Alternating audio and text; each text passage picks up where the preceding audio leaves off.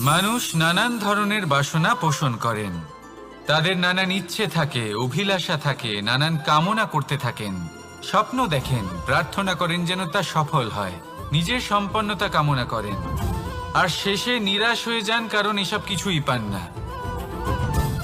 আপনাকে একটা ছোট্ট উদাহরণ দিই। জঙ্গলের রাজা কাকে বলা হয়? সিংহকে। এবার যেহেতু সিংহ বনের রাজা, তাই হরিণ তো তার কাছে এসে এটা বলতে পারে না যে আপনি হলেন বনের রাজা, তাই আপনি আমাকে মেরে ফেলুন, আমাকে খেয়ে ফেলুন আর নিজের ক্ষুধা নিবারণ করুন। এমন তো হয় না। সিংহ যতই বনের রাজা হোক, তাকেও পরিশ্রম অবশ্যই করতে হয়, তবেই তার ক্ষুধা নিবারণ হয়। সেইভাবেই আপনার সমস্ত স্বপ্ন, আপনার সমস্ত ইচ্ছে, আপনার সমস্ত অভিলাষা, সমস্ত আকাঙ্ক্ষা পূরণ হবেই, অবশ্যই হবে, পরিশ্রমের দ্বারা। শুধু ভাবলেই হবে না। তাহলে আপনিও জীবনে পরিশ্রম করুন, নিজের সমস্ত স্বপ্ন পূরণ করুন, আর আমার সাথে ভালোবেসে বলুন, রাধা রাধা। দ্বিধাবোধ। অনেক সময় আমরা জীবনে সেই বাঁকে এসে পৌঁছই যেখানে আমরা বুঝতেই পারি না যে এবার কোন দিক নির্বাচন করা উচিত। কখনো এদিকে যাওয়া উচিত মনে হয়, কখনো ওদিকে যাওয়া উচিত মনে হয়, কখনো দুদিকেই যাওয়া প্রয়োজনীয় বলে মনে হয়, কিন্তু তা তো সম্ভব নয়। কখনো কখনো এটা মনে হয় যে এখানেই থেমে যাওয়া ভালো, কোথাও না যাওয়াই শ্রেয়। এবার একেই তো দ্বিধাবোধ বলে। সংসারে এমন কোনো দ্বিধা নেই যার সমাধান সম্ভব নয়। এই দ্বিধাবোধ স্বাভাবিক। আর আপনার এই দ্বিধাকে আমি একটু সরল করে দিই। দ্বিধাগ্রস্ত হয়ে নির্বাচন করলে তখন এটা মাথায় নিয়ে করবেন যে আপনার এই নির্বাচনের ফলে এই সংসারের ওপর, এই সমাজের ওপর কি প্রভাব পড়তে পারে। নিজের লাভ ক্ষতির বিষয়ে ভাবা ছেড়ে দিন আর কর্ম করুন সংসারের মঙ্গলের জন্য, আগামী প্রজন্মের মঙ্গলের জন্য। ভাবুন আপনার এই নির্বাচনের জন্য কিভাবে তাদের জীবনের উদ্ধার সম্ভব। কারণ এই ভাবনাই হলো উচিত ভাবনা। কারণ অনেক সময় ওষুধ একটু কড়া মনে হতেই পারে, কিন্তু এই ওষুধই তো রোগ মুক্তি ঘটায়। সেইভাবে আপনাকেও এই দ্বিধার মুহূর্তে কঠিন নির্বাচন করতে হতে পারে। এই কঠিন নির্বাচন জীবনে কঠিন পরিস্থিতিও আনতে পারে, কিন্তু যদি এই নির্বাচন ধর্মসঙ্গত হয়, যদি এর দ্বারা সংসারের মঙ্গল হয়, তাহলে এই নির্বাচনই হলো সঠিক নির্বাচন। আসুন আমার সাথে ভালোবেসে বলুন, রাধা রাধা। কখনো কখনো আমরা ভাবি যে কোনো ব্যক্তি যিনি ধর্মের পথে চলেছেন, যদি তার দ্বারা কোনো ভুল হয়ে থাকে তাহলে নিয়তি তাকে সেই মুহূর্তেই কঠোর শাস্তি দেন। কিন্তু সেই সব মানুষ যারা সংসারের সবথেকে বড় অধর্মী, বহু নিকৃষ্ট মানের কাজ করেন, তাদের নিয়তি অনেক সুযোগ দেন।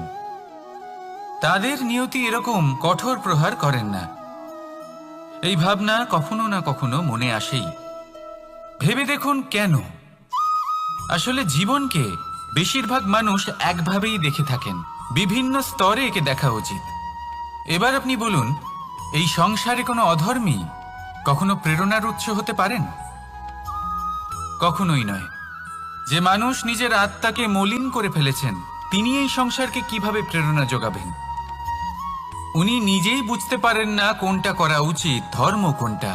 তাই নিয়তি তাকে একটা সুযোগ দেন, এটা বোঝার সুযোগ দেন যে কোনটা উচিত, কোনটা ধর্ম। সুযোগ দেন নিজের বিবেক জাগিয়ে তোলার, তাকে সুযোগ দেন নিজের অন্তরাত্মার ডাক শোনার। যখন তাতেও কাজ হয় না, তখন নিয়তির কাছে একটাই পথ বাকি থাকে, আর তা হলো মহাবিনাশ। মহাবিনাশ হয়তো দেরিতেই আসতে পারে, কিন্তু তা অবশ্যই আসবে। আর যখন মহাবিনাশ আসে, তখন মহাবিনাশের যন্ত্রণা সমগ্র মানব জীবনের যন্ত্রণার থেকে অনেক বেশি হয়। এই কথাটা সবসময় মনে রাখবেন। আর অন্যদিকে যে মানুষ ধর্মের পথে চলছেন, তার দ্বারা যদি কোনো ভুল হয়ে থাকে, তখন নিয়তি তার পরীক্ষা নেন। কিছুক্ষণের জন্য মানুষের মনে হতে পারে নিয়তি তাকে কঠোর শাস্তি দিয়েছেন, কিন্তু সময়ের সাথে আমরা সবাই দেখি যে যখন সেই মানুষ সেই পরীক্ষায় উত্তীর্ণ হন, এই সমস্ত সংসারের জন্য প্রেরণার উৎস হয়ে ওঠেন। অর্থাৎ নিয়তি প্রত্যেক মানুষকে তার কর্ম অনুসারে উচিত ফলও দেন, উচিত শাস্তিও দেন। পার্থক্য হলো শুধুমাত্র সময় আর আপনার দৃষ্টিভঙ্গির। তাই ধর্মের পথে চলুন আর আমার সাথে ভালোবেসে বলুন, রাধা রাধা। আপনি কি কখনো কোনো উঁচু পর্বতের শিখরে পৌঁছতে পেরেছেন? যদি পৌঁছে থাকেন বা যদি আপনি কোনো উঁচু পর্বতের শিখরে যান, তাহলে ভালো করে দেখবেন, আপনি যত উঁচুতে অগ্রসর হতে থাকবেন আস্তে আস্তে সমস্ত বনস্পতি বিলুপ্ত হতে থাকে। তারপরে সমস্ত গাছপালা, পশু পাখি সব বিলুপ্ত হতে থাকে। শেষ পর্যন্ত সেই শিখরে থেকে যায় শুধুমাত্র শান্তি, নীরবতা। আমাদের মানুষের সাথেও এটাই হয়। মানুষ যখন আত্মবিকাশের পথে অগ্রসর হতে থাকে এবং নিজের জীবনের শিখরে পৌঁছতে চায়, তখন তার একা থাকা অত্যন্ত প্রয়োজনীয় হয়। আর তাকে তখন ত্যাগ করতে হয় নিজের সুখ স্বাচ্ছন্দ্য, নিজের সম্পত্তি, নিজের সমৃদ্ধি, নিজের সৌন্দর্য। দেখুন, জীবনের শিখরে পৌঁছনো একেবারেই সহজ কাজ নয়।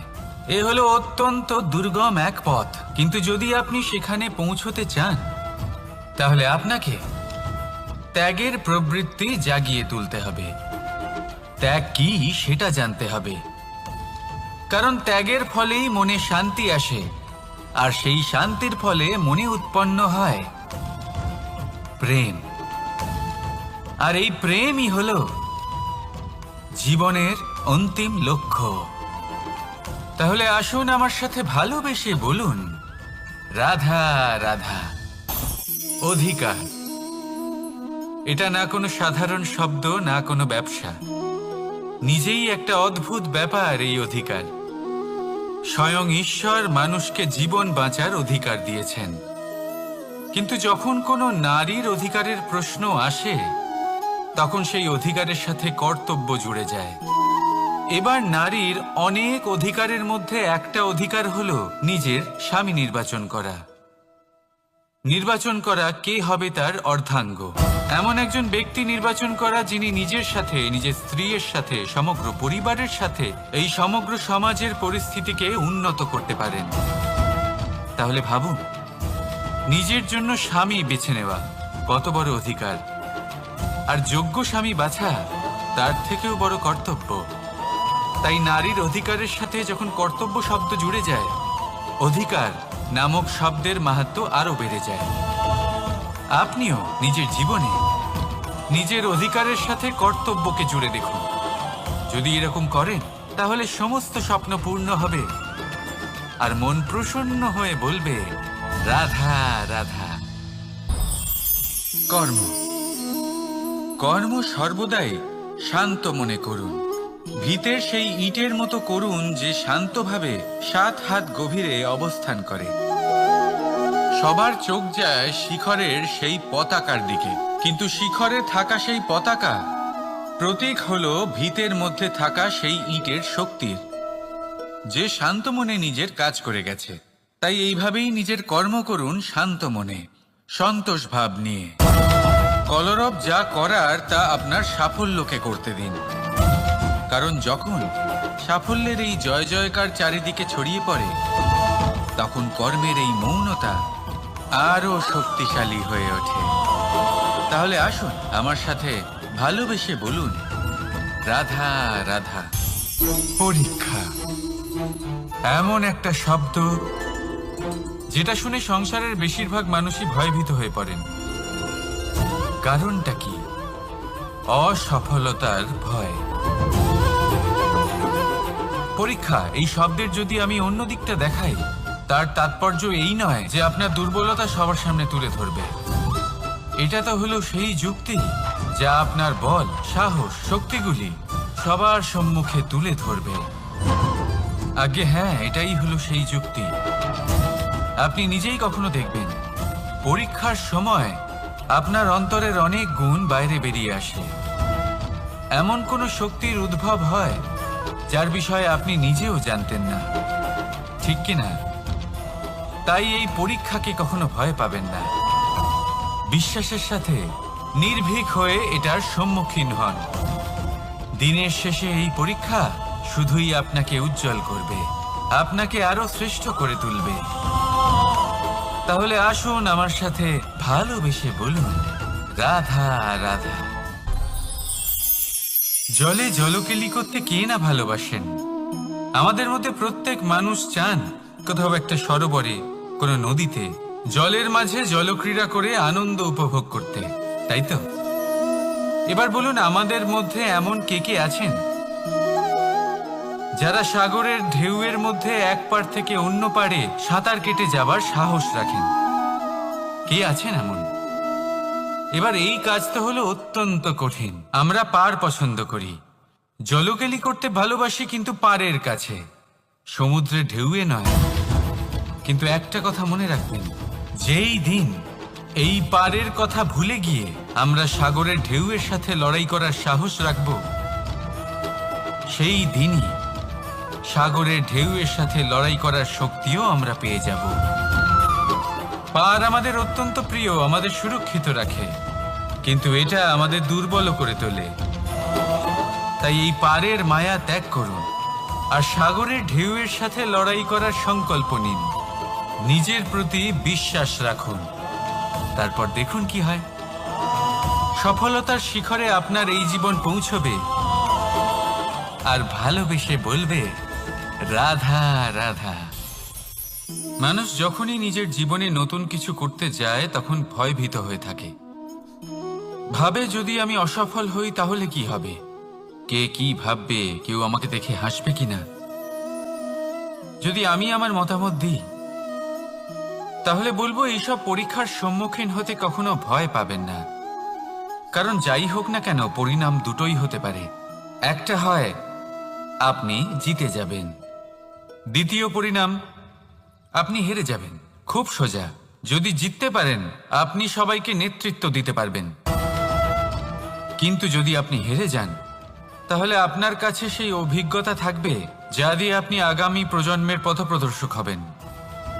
এবার ভাবুন, এই অভিজ্ঞতা দ্বারা আপনি কাউকে সাহায্য করছেন, যা দিয়ে সে নিজের স্বপ্ন পূরণ করতে পারবে। খুব পুণ্যের বিষয় এটা।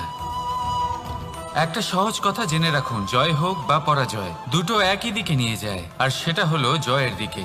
শুধু নিজের দৃষ্টিভঙ্গি শুভ করে তুলুন আর নিজের পরীক্ষাগুলিকে সীমিত করে তুলবেন না। নিজের এই সীমাগুলিকে আহ্বান জানান। নিজের ব্যক্তিত্বকে বিশাল করে তুলুন, শক্তিশালী করে তুলুন। আর আমার সাথে ভালোবেসে বলুন, রাধা রাধা। এই সম্পর্ক হলো গুরু এবং শিষ্যের। গুরু হলেন ধনুকের সেই প্রত্যঞ্চার মতো, যিনি নিজেকে পেছনে রেখে শিষ্যকে তার গন্তব্যের দিকে এগিয়ে দেন, তাকে নিজের লক্ষ্য ভেদ করতে দেন, আর সর্বদাই কঠোর হয়ে থাকেন যাতে শিষ্য কখনোই নিজের লক্ষ্যচ্যুত না হয়।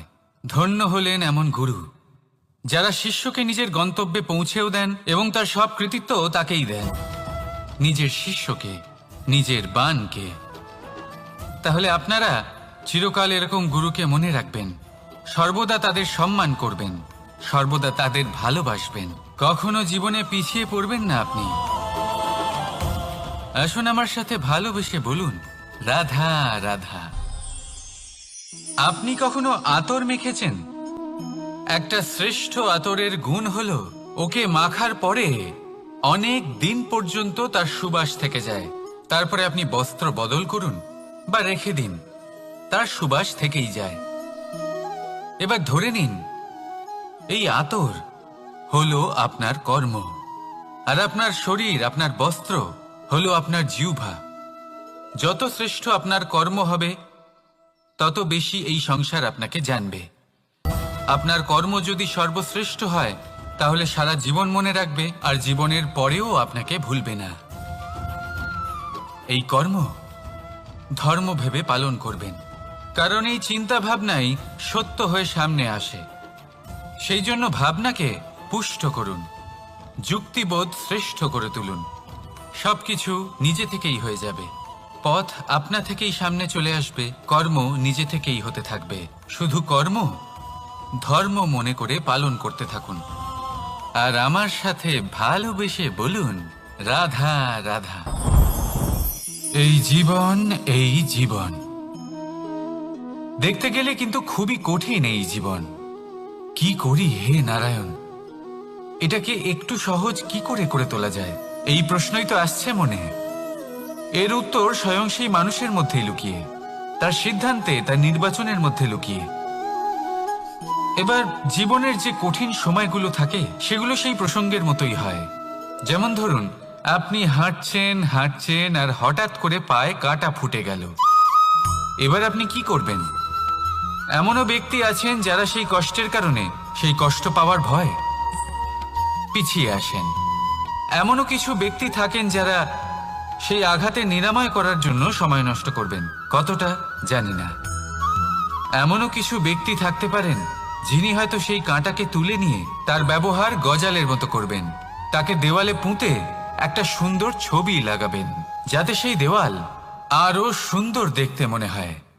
এটাই জীবনের সাথেও হতে পারে। এবার দেখুন, জীবন হলো কঠিন নাকি অত্যন্ত কঠিন সেটা গুরুত্বপূর্ণ নয়, সেটাকে সরল করার জন্য আপনি কি করছেন সেটা গুরুত্বপূর্ণ।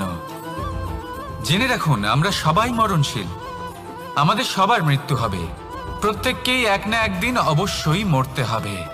এবার যখন সেটা হতেই চলেছে, তাহলে ভয় কেন পাবো, চিন্তা কেন করব? দুশ্চিন্তা করলে কি এর সমাধান হয়ে যাবে? কখনোই নয়। যা প্রারব্ধ তা হবেই। তাই জীবন এই কিছুক্ষণ আপনাকে বাঁচার জন্য দিয়েছে, তা বাঁচতে শুরু করে দিন। জীবনে যা পরিস্থিতি আসুক তা ধন্যাত্মক দৃষ্টিভঙ্গি দিয়ে দেখা শুরু করুন। এটা যদি আপনি শিখে নিতে পারেন, তাহলে আপনার এই জীবন সুখ ও প্রসন্নতা দ্বারা ভরে উঠবে। আর এই প্রসন্নতাই আপনি বলবেন, রাধা রাধা। বৃষ্টির জল যখন মেঘের দ্বারা টিপ টিপ করে ঝরে পড়ে তখন কি ভালো লাগে, তাই না? শুধু যে এই আবহাওয়া ভালো করে তুলে তাই নয়, এই মাটিতে সমাহিত হয়ে একটা অত্যন্ত সুন্দর গন্ধ উৎপন্ন করে। এই লতা পাতা, এই বৃক্ষ এদের জীবন দান করে, এদের পুষ্ট করে তোলে, আর তার সাথে অনেক জীবের কল্যাণ করে।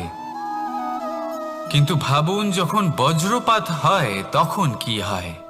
এই সমস্ত জলের ফোঁটা অনিয়ন্ত্রিত হয়ে যায়, একটা ভয়ানক বন্যার রূপ নিয়ে নেয়, যা শুধুমাত্র মহাবিনাশ করে। এর সারমর্ম কি?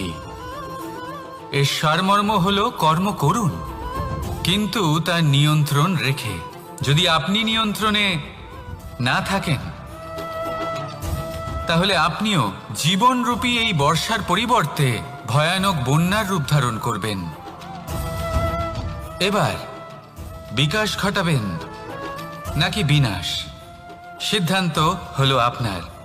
যদি বিকাশ ঘটাতে চান, তাহলে নিজের কর্মের সাথে সাথে নিজের মনকেও নিয়ন্ত্রণ করতে শিখুন। এই মনকে সংযত করুন, একে নিয়ন্ত্রণে রাখুন, নিজের কর্মকে নিয়ন্ত্রণে রাখুন, ভারসাম্য বজায় রাখুন।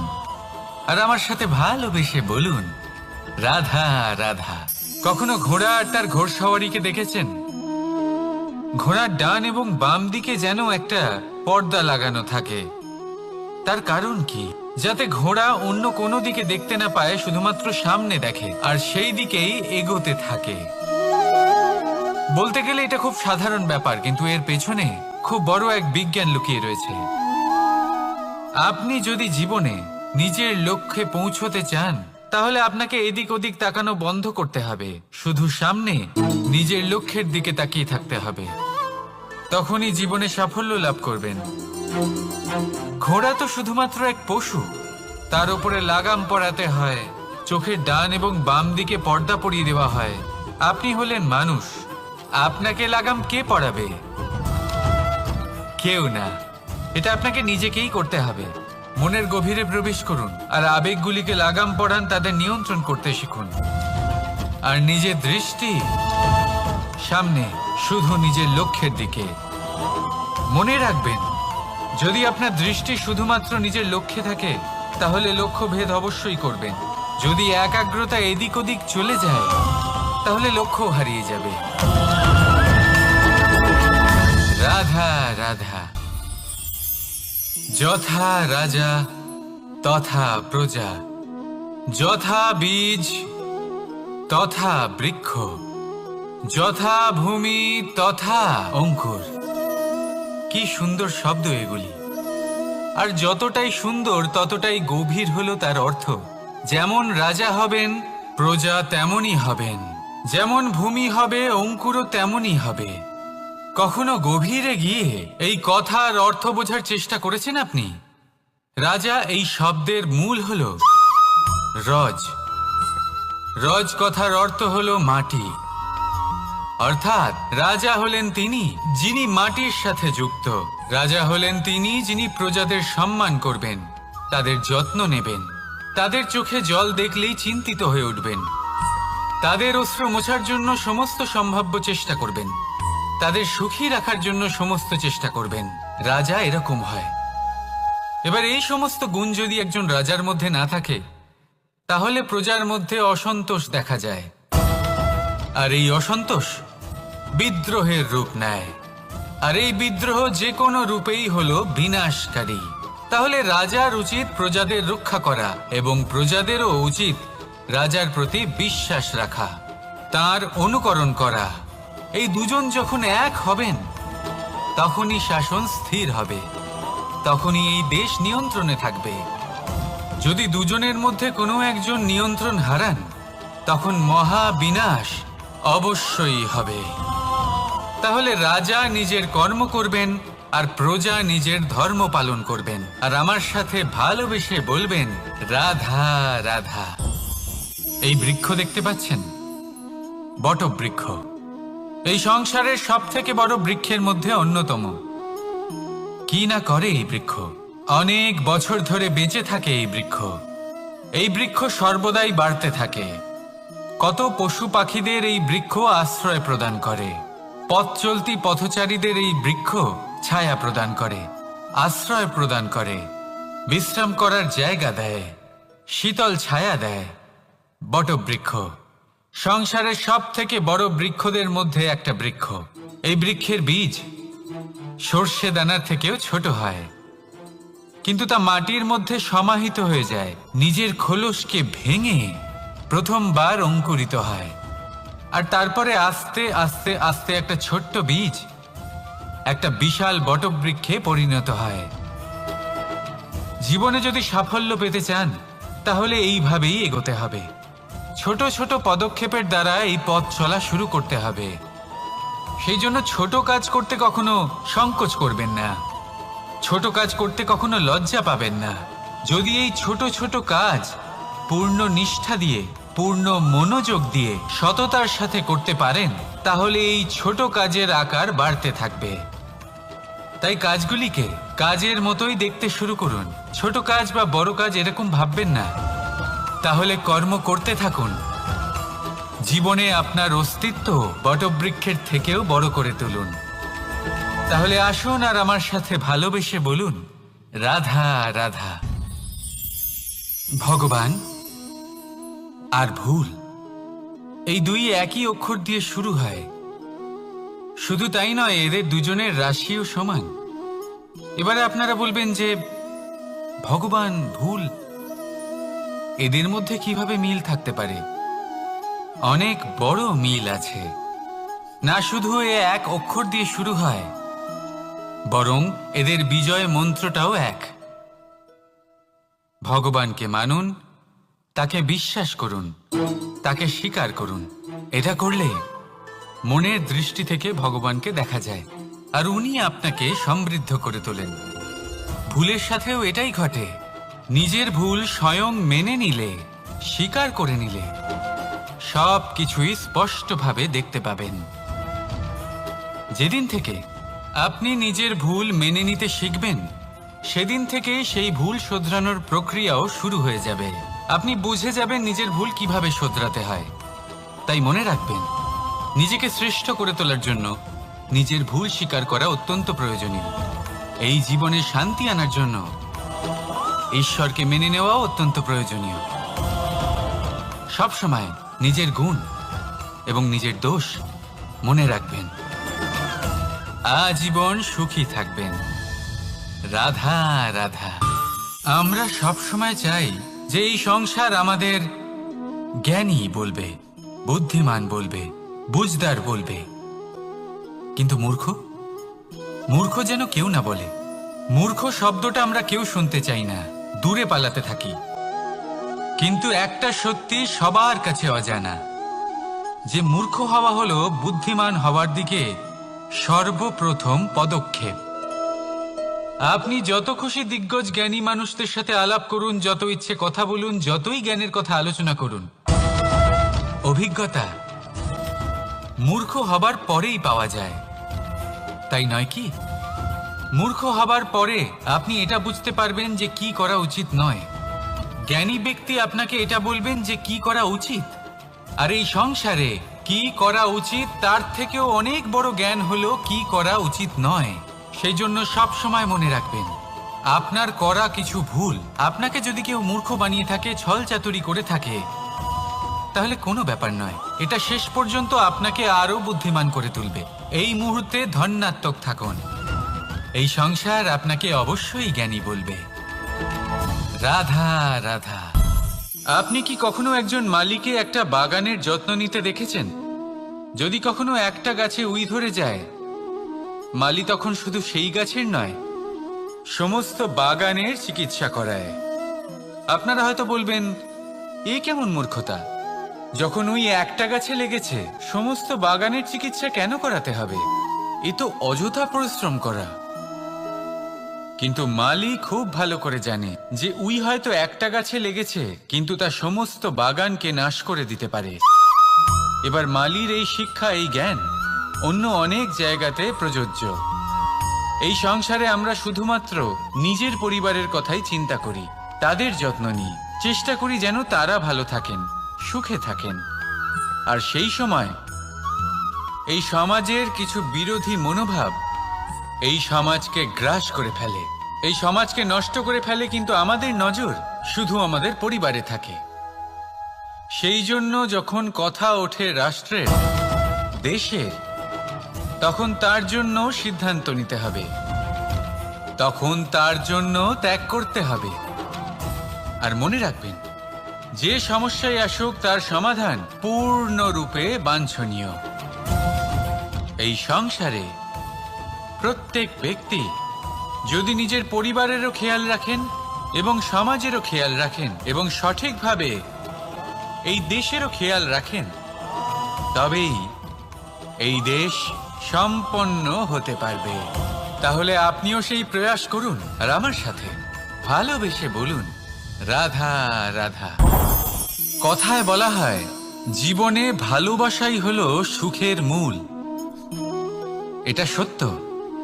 এবার প্রশ্ন হলো এটাই যে এই ভালোবাসা কার সাথে করা উচিত।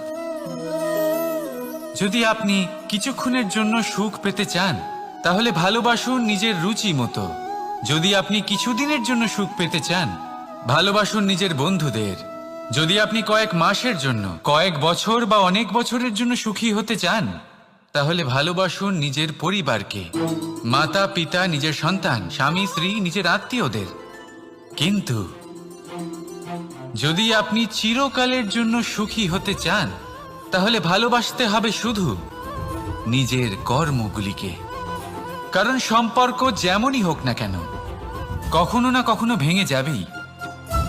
এই সংসার হলো এমনই যে যাদের সঙ্গ আমরা পাই, তাদের সঙ্গ একদিন ত্যাগ করতে হয়।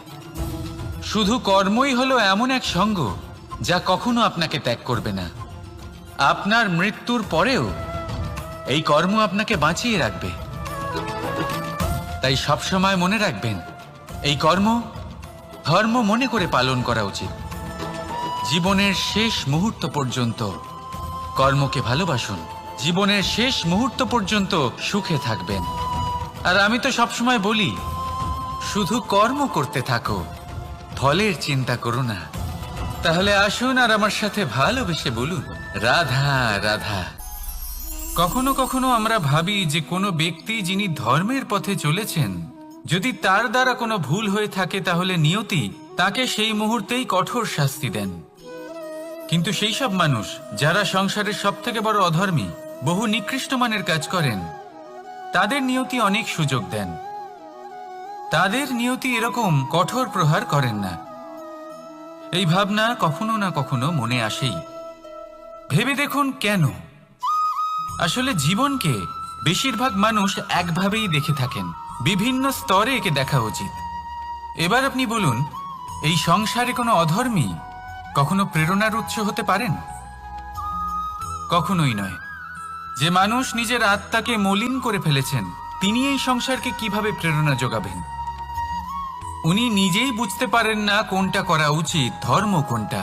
তাই নিয়তি তাকে একটা সুযোগ দেন, এটা বোঝার সুযোগ দেন যে কোনটা উচিত, কোনটা ধর্ম। সুযোগ দেন নিজের বিবেক জাগিয়ে তোলার, তাকে সুযোগ দেন নিজের অন্তরাত্মার ডাক শোনার।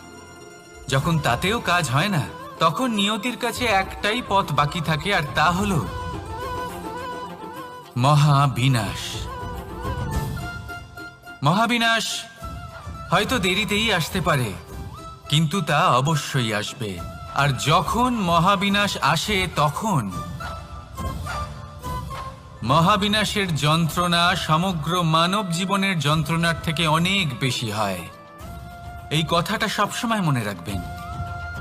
আর অন্যদিকে যে মানুষ ধর্মের পথে চলছেন, তার দ্বারা যদি কোনো ভুল হয়ে থাকে, তখন নিয়তি তার পরীক্ষা নেন। কিছুক্ষণের জন্য মানুষের মনে হতে পারে নিয়তি তাকে কঠোর শাস্তি দিয়েছেন, কিন্তু সময়ের সাথে আমরা সবাই দেখি যে যখন সেই মানুষ সেই পরীক্ষায় উত্তীর্ণ হন, এই সমস্ত সংসারের জন্য প্রেরণার উৎস হয়ে ওঠেন। অর্থাৎ নিয়তি প্রত্যেক মানুষকে তার কর্ম অনুসারে উচিত ফলও দেন, উচিত শাস্তিও দেন। পার্থক্য হলো শুধুমাত্র সময় আর আপনার দৃষ্টিভঙ্গির। তাই ধর্মের পথে চলুন আর আমার সাথে ভালোবেসে বলুন, রাধা রাধা। দ্বিধাবোধ। অনেক সময় আমরা জীবনে সেই বাঁকে এসে পৌঁছই যেখানে আমরা বুঝতেই পারি না যে এবার কোন দিক নির্বাচন করা উচিত। কখনো এদিকে যাওয়া উচিত মনে হয়, কখনো ওদিকে যাওয়া উচিত মনে হয়, কখনো দুদিকেই যাওয়া প্রয়োজনীয় বলে মনে হয়, কিন্তু তা তো সম্ভব নয়। কখনো কখনো এটা মনে হয় যে এখানেই থেমে যাওয়া ভালো, কোথাও না যাওয়াই শ্রেয়। এবার একেই তো দ্বিধাবোধ বলে। সংসারে এমন কোনো দ্বিধা নেই যার সমাধান সম্ভব নয়। এই দ্বিধাবোধ স্বাভাবিক। আর আপনার এই দ্বিধাকে আমি একটু সরল করে দিই। দ্বিধাগ্রস্ত হয়ে নির্বাচন করলে তখন এটা মাথায় নিয়ে করবেন যে আপনার এই নির্বাচনের ফলে এই সংসারের ওপর, এই সমাজের ওপর কি প্রভাব পড়তে পারে। নিজের লাভ ক্ষতির বিষয়ে ভাবা ছেড়ে দিন আর কর্ম করুন সংসারের মঙ্গলের জন্য, আগামী প্রজন্মের মঙ্গলের জন্য। ভাবুন আপনার এই নির্বাচনের জন্য কিভাবে তাদের জীবনের উদ্ধার সম্ভব। কারণ এই ভাবনাই হলো উচিত ভাবনা। কারণ অনেক সময় ওষুধ একটু কড়া মনে হতেই পারে, কিন্তু এই ওষুধই তো রোগ মুক্তি ঘটায়। সেইভাবে আপনাকেও এই দ্বিধার মুহূর্তে কঠিন নির্বাচন করতে হতে পারে। এই কঠিন নির্বাচন জীবনে কঠিন পরিস্থিতিও আনতে পারে, কিন্তু যদি এই নির্বাচন ধর্মসঙ্গত হয়, যদি এর দ্বারা সংসারের মঙ্গল হয়, তাহলে এই নির্বাচনই হলো সঠিক নির্বাচন। আসুন আমার সাথে ভালোবেসে বলুন, রাধা রাধা। মানুষ নানান ধরনের বাসনা পোষণ করেন। তাদের নানান ইচ্ছে থাকে, অভিলাষা থাকে, নানান কামনা করতে থাকেন, স্বপ্ন দেখেন, প্রার্থনা করেন যেন তা সফল হয়, নিজের সম্পন্নতা কামনা করেন, আর শেষে নিরাশ হয়ে যান কারণ এসব কিছুই পান না। আপনাকে একটা ছোট্ট উদাহরণ দিই।